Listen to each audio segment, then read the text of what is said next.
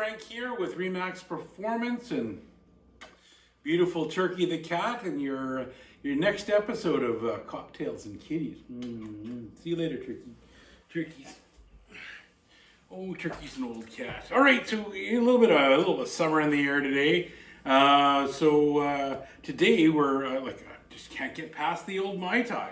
So we got a handful of ingredients here. Mai Tai, traditional Mai Tai is half ounce of Orgeat, half ounce of simple syrup, an ounce of lime juice freshly squeezed, an ounce or half an ounce of dry Curacao. Used to have just 2 ounces of Ray and Nephew's 1700 something rum. It's no longer made. Ray and Nephew's still a brand though. So getting a couple of different rums in here to sort of make that up. Most people are using the rum agricole. We just don't have that in Manitoba. So the closest we would have would be a Cachaca. It's made rum agricole, made from sugarcane juice as opposed to molasses, right? And we'll be floating a bit of Caruba on top, and a little bit of Appleton Estates. We'll be using a little bit aged Jamaican rum. We want a little bit of funk there, and of course our homemade Orgeat, which seems to have survived the winter.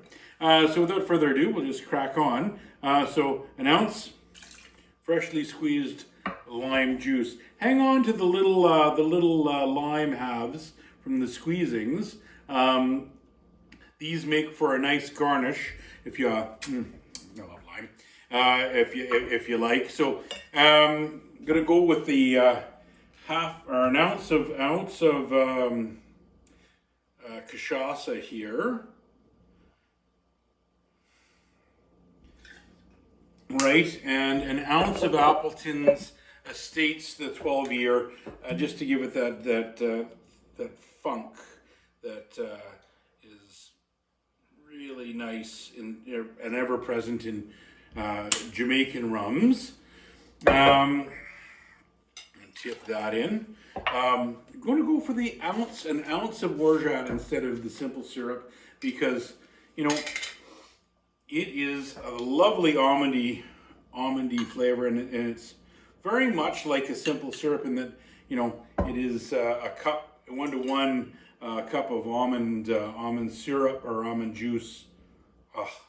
Almond milk to the cup of sugar. So plenty of sugar in there, and lastly a half ounce of Pierre Ferrand.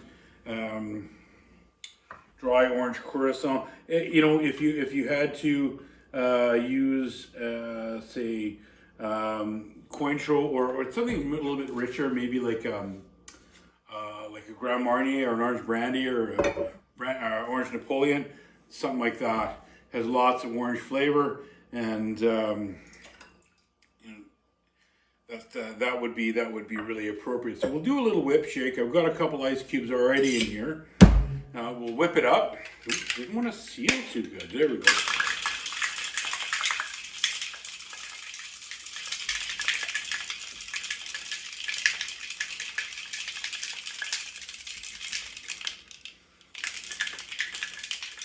Just chill that down real good. And remember that this should be served with what do you call it?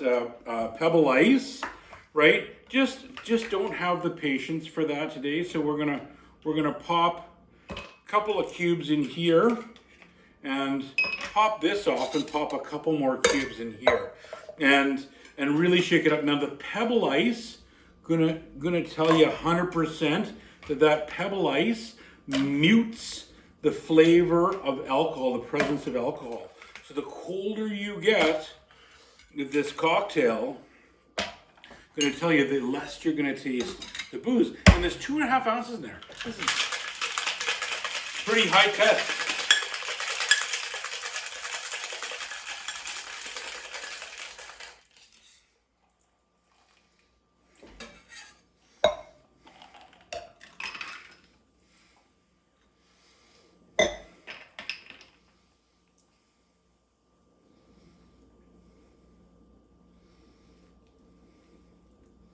Got it all in there. Now, the garnish is just a float of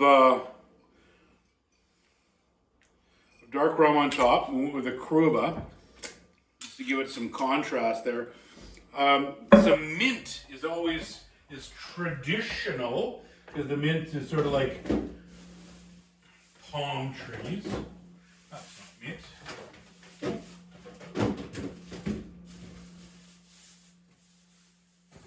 And of course the little floaty thing here, the little lime hat, is like an island, right? And you can put a cherry in there, or set it on fire with some like high proof rum. Just wake that mint up, nice. Ooh. Pop that in there, and bon appetit.